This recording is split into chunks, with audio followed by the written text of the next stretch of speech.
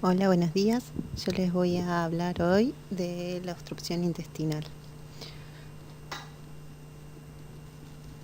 Como primer punto a definir es qué quiere decir obstrucción intestinal. Tenemos que saber que la obstrucción intestinal es la detención parcial o total del contenido intestinal.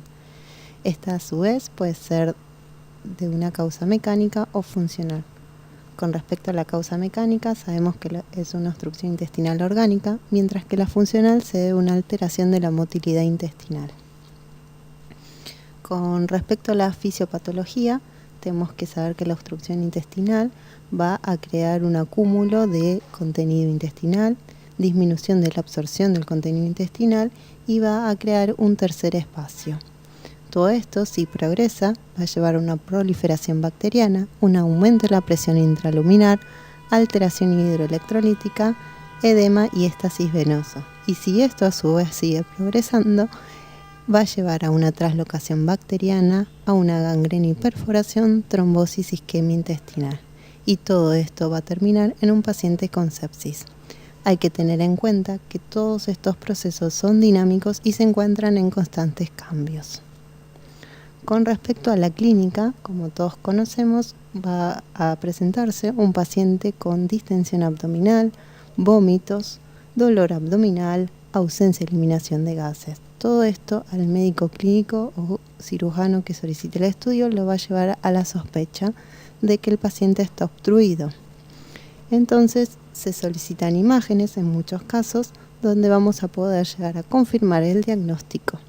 Y a la vez de confirmar el diagnóstico vamos a poder decir dónde está la obstrucción, por qué está obstruido y si está complicado o no.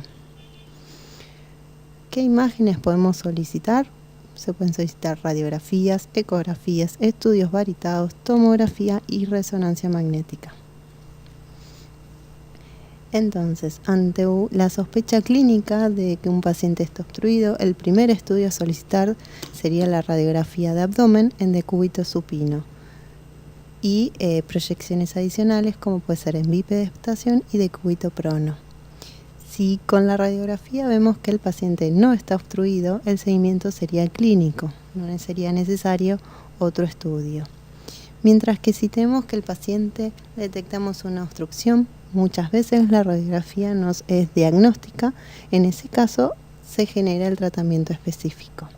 Si la obstrucción es de intestino delgado de bajo grado, se puede llegar a solicitar una enteroclisis o una tomografía enterografía. Mientras que si la obstrucción es de intestino delgado pero de alto grado o de colon, el estudio a solicitar es la tomografía. En ese caso, también si la radiografía de abdomen no es concluyente y si la sospecha sigue siendo alta, el próximo escalón a pedir el estudio es una tomografía. Con respecto a la radiografía de abdomen, sabemos que es el estudio inicial, confirma el diagnóstico en 50 al 60% de los casos, es económica y permite un control evolutivo, ayuda a la decisión inicial del tratamiento, esto es importante. Y también puede ayudarnos a distinguir muy bien si es una obstrucción alta o baja. La primera proyección que se pide es la decúbito supina. Si esta es subjetiva de obstrucción, ya no se debe pedir otras proyecciones. Con respecto a los hallazgos de radiografía, tenemos en la obstrucción de intestino delgado, se sabe que cuando el paciente está obstruido a nivel del intestino delgado se van a visualizar las válvulas conniventes en las asas dilatadas. Las asas van a estar dilatadas centralmente porque es de intestino delgado y su diámetro puede oscilar entre 3 a 5 centímetros. No se identifican las austras ni heces a nivel del colon. Mientras que si la obstrucción es del colon, se van a identificar austras y heces en asas dilatadas. Las asas dilatadas están distribuidas periféricamente porque corresponden al marco colónico. Sus diámetros pueden oscilar a ser mayores de 5 centímetros y no se observa aire en el recto. La existencia de niveles hidroaéreos en diferentes alturas en una misma asa intestinal y niveles mayores a 25 milímetros de anchura indican que es una obstrucción de alto grado. La radiografía en decúbito prono muchas veces puede llegar a ser útil para confirmar la ausencia de aire en el colon distal. La radiografía también sabemos, como dijimos recientemente, que ayuda a detectar cuerpos extraños, iliobiliar, impactación fecal, volúlo intestinal. En este caso les muestro una radiografía en decúbito lateral, donde vemos asas dilatadas con sus válvulas conniventes y diferentes alturas del nivel hidroaéreo en una misma asa. En este otro caso, en otra radiografía, en este caso en bipedestación, muestra niveles hidroaéreos en la misma asa a distintos niveles.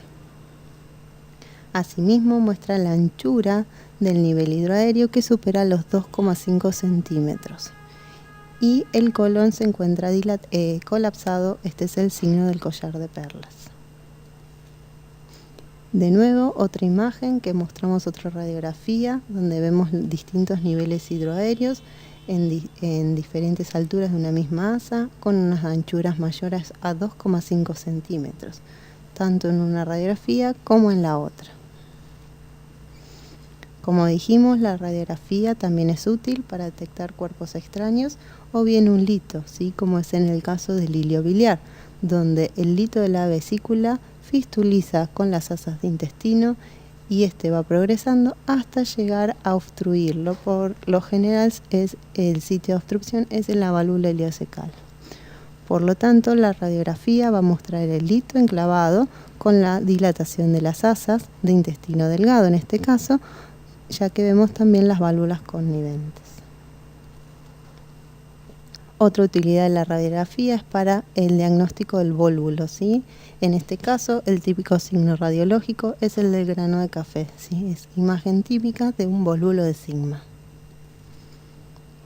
Con respecto a los estudios intestinales con bario en tránsito de intestino, en la oclusión completa no es eficaz y no está indicado, y está contraindicado en pacientes que se sospecha estrangulación o perforación intestinal. Con respecto a la enteroclisis, se sabe que facilita la detección de la asa fija no distensible, tiene una alta sensibilidad y especificidad para la obstrucción de asas de intestino delgado, sin embargo, necesita un radiólogo experimentado.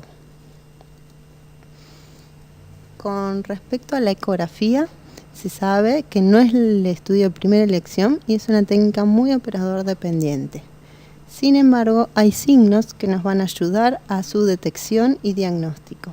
Entre esos signos tenemos que las asas intestinales se van a encontrar con líquido, va a haber dilatación, esa dilatación puede llegar a ser mayor a 3 centímetros, con una longitud mayor a 10 centímetros.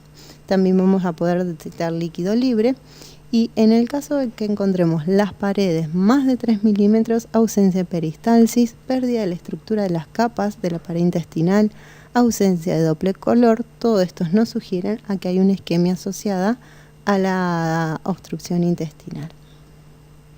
Acá les muestro una imagen donde vemos las asas dilatadas con contenido líquido. Con respecto a la tomografía computada, sabemos que es un examen rápido, no requiere contraste oral por lo general, permite la evaluación de extensas áreas, responde a las preguntas del cirujano que nos está realizando. Esas preguntas son: ¿está el intestino delgado obstruido? ¿Dónde se encuentra la obstrucción? ¿Por qué está obstruido? Y si hay complicaciones asociadas o no. Esto es de suma importancia tenerlo siempre en cuenta al realizar nuestros informes. Con respecto a las indicaciones, sabemos que si se sospecha una obstrucción aguda, completa o de alto grado, sería una indicación para realizar la tomografía. Antecedentes de neoplasia, masa palpable, esto podría ser una hernia externa, enfermedad inflamatoria intestinal o sepsis, también sería una indicación de realizar tomografía. Si se sospecha de complicaciones, estrangulaciones, perforaciones, isquemia, dudas si estamos en presencia de un hilio paralítico o obstructivo, también se solicita una tomografía computada. Los signos de la tomografía computada para saber si hay obstrucción intestinal o no son asas proximales dilatadas, mientras que las asas distales van a estar colapsadas. Hay que buscar el punto de transición, esto es importante buscarlo y detenerse y tomarse el tiempo en el estudio para buscarlo. El signo de las heces en el intestino delgado, el signo del pico y el signo de la muesca grasa. ¿Está el intestino delgado obstruido?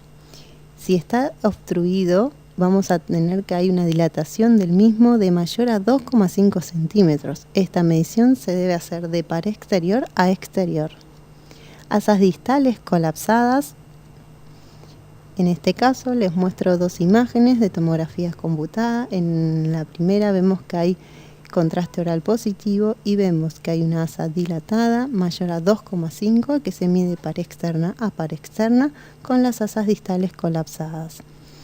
En la segunda imagen vemos lo mismo, donde vemos asas de intestino delgadas dilatadas con contenido propio. Con respecto al signo del pico y el signo de la muesca grasa, son signos que nos van a ayudar en muchos casos a encontrar el punto de transición, ¿sí? En este caso, el signo del pico es donde se afina o disminuye el calibre del intestino delgado asociado a la muesca grasa que genera. ¿Qué grado de severidad tiene la obstrucción intestinal? Con respecto a eso, podemos decir que si encontramos heces en intestinos delgados es un signo de severidad. Cuando la diferencia entre los diámetros del asa proximal y la asa distal superan el 50%, también estamos en un grado de severidad de la obstrucción intestinal. Y cuando hay completa evacuación de las heces de las asas distales, también se encuentra como grado de severidad. En este caso tenemos el signo de las heces que corresponde a un signo de severidad, donde vemos acumulación de material de contenido propio de heces a nivel del intestino delgado, seguido del cambio de calibre o punto de transición. Esto también es muy útil para buscar el punto de transición, ya que el signo de las heces va a estar adyacente al punto de transición.